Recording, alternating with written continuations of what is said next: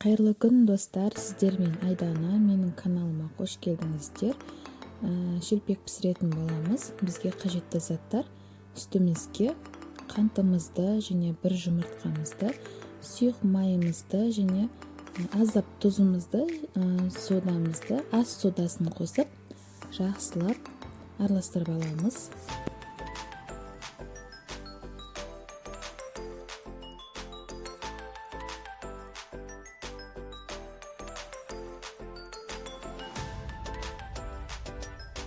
Сұйық массамызға ұнымызды екіге бөліп, ұнымызды қосамыз. Қамырымыз өте жұмсақ болуы керек, қолға жабысып тұратындай.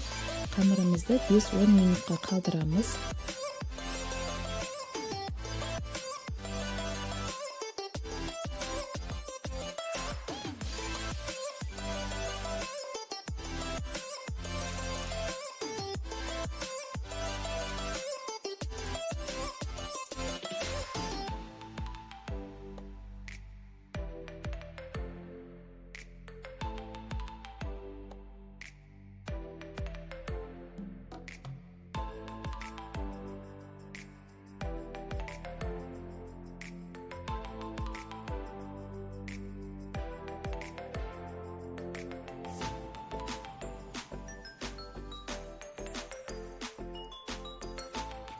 Мен сияқты видеодағыдай етіп, осылай теңдей етіп кесіп алып, қолымызбен құрт секілді шарикті жасайтын боламыз.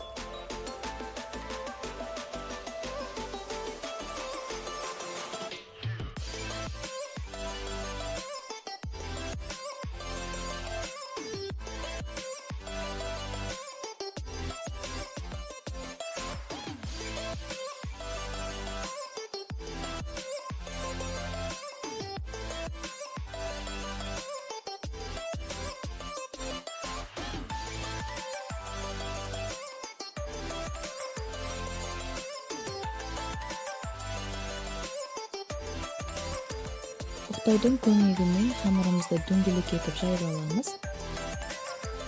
Қызып тұрған майда екі беті қызарғанша пісіріп аламыз.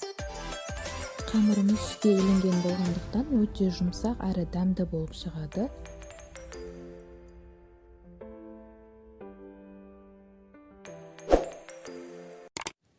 Менің каналыма тіркеліп, подписаться батырмасын басып, видеом ұнаса, лайк қалдырып, комментария жазуды ұмытпаңыздар.